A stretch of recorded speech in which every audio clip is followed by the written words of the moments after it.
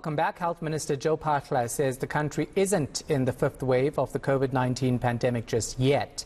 New infections have surged by 137% since last week. There are also concerns that the floods in KwaZulu-Natal may cause an outbreak of waterborne diseases. Dr. Nicholas Crisp, the Health Department's Deputy Director General, joins us now live. Thanks for your time, Doctor. Appreciate it. The latest figures showing almost 5,000 new infections, representing a 22.5% positivity rate. That positivity rate was concerning the Health Minister this morning when he announced the latest figures. Just why should we be concerned? Good evening, Sean, and good evening to the viewers. So there are a number of complicated things to consider besides the positivity rate. Positivity rate means just that it's the number of specimens that tested, the percentage of them that were taken that tested positive. So it is important to us if, as one of the monitors. But what is more important is the number of new cases, and then what happens with those cases, whether they are admitted to hospital, if they are people who get severely sick and end up in ICU. Those are all indicators of importance. It's also important what the reproductive rate is and how fast it is increasing on a day-to-day and on a 7-week average turnover. So we never watch just one index. We're watching a range of indices. And what it's telling us is that we do have a bit of a burn at the moment, a flare-up, if you like, of new cases. And we are watching it very closely.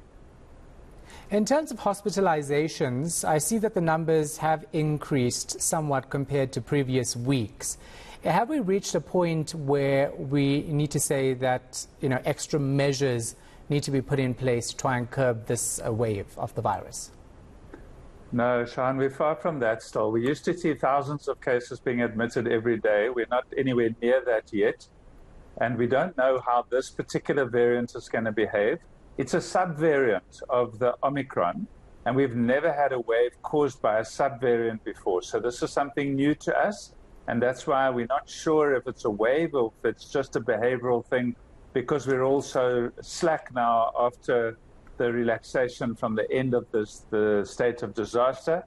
We've also had Easter with lots of gatherings, number of weddings, number of events that people have had.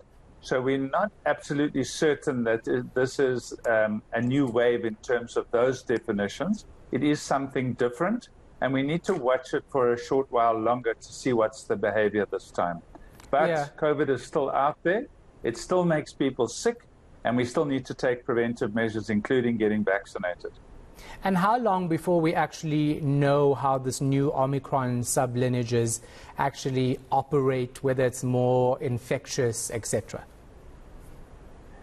Well, there are already some laboratory indications that one of the two subvariants may be a little bit more infectious, so certainly able to spread more quickly as well.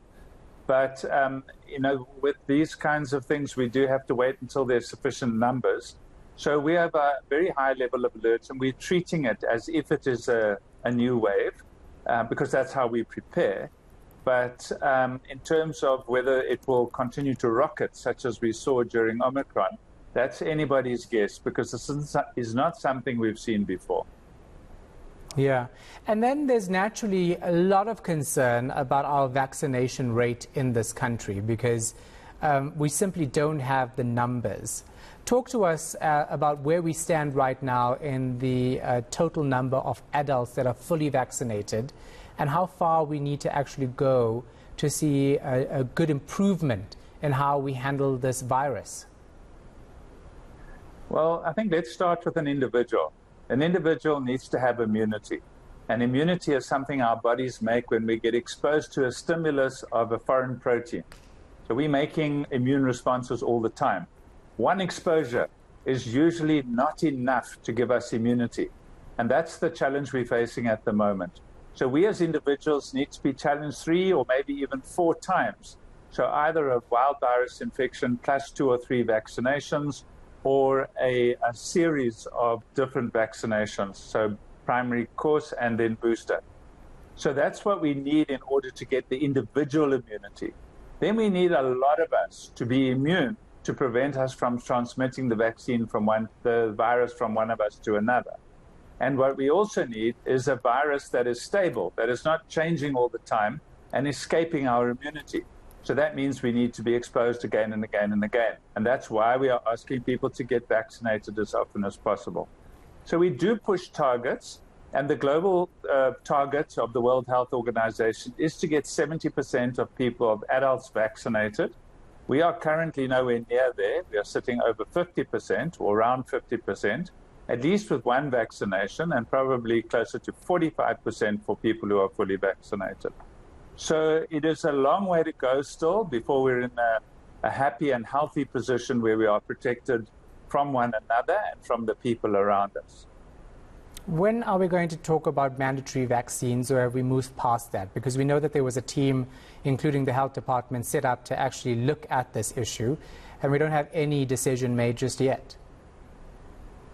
No, so I think that government's been very clear. The president has personally announced on several occasions we are not going to make vaccination compulsory.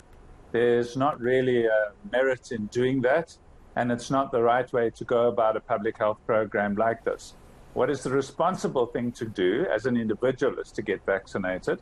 But if you're in a workplace or in an environment where people need to be in close proximity, where there's suboptimal ventilation, or where it's difficult to get that kind of separation of people, then it is inclement, and it's the responsibility of the either the employer or the person managing that particular establishment to make sure that they implement safety procedures, including requiring vaccination. And that's what we have seen in football stadiums, we have seen it in workplaces and so forth. That is a public health measure that has got to be done on an individual basis and not blanket mandating. And lastly, let's move on to the floods in KwaZulu-Natal and the concern about waterborne diseases, if we can. Is there anything that residents of KZN who are affected by these floods can do to protect themselves? What's your advice in that regard?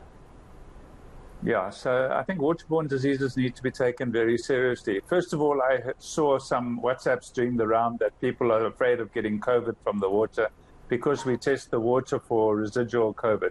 You do not get COVID from the water. We do pick up residual traces of COVID virus in water in order to monitor it as part of the wastewater. The bigger concern is what we call E. coli, which is a common pathogen or common bug that is around in water and in our waste, but also typhoid fever and cholera. And those are diseases we do not want because they can be extremely serious and kill a lot of people. So protecting ourselves is to make sure, first of all, the water is as physically clean as possible. So filtering it through cloths or other materials that you might have. Then if you have the means to boil the water, then boiling the water and letting it cool will destroy the bugs that would otherwise harm us in some way. And if you're unable to boil the water, then using some household bleach, any of them is fine. You need 5 milliliters or 1 teaspoon in a 20-liter container. Let it stand for a while, stir it a bit and let it stand for a while to give the chance for the chlorine that is in that bleach to act, and then you should be able to drink that water. And if it's only 5 mils, you shouldn't be able to taste or smell it. So if you can taste and smell it, you probably put a little bit much in, and next time use a little bit less. But that amount of chlorine is not going to do you any harm at all. All right. Thank you so much for your time. Appreciate it. Dr. Nicholas Crisp, Health Department Deputy Director General.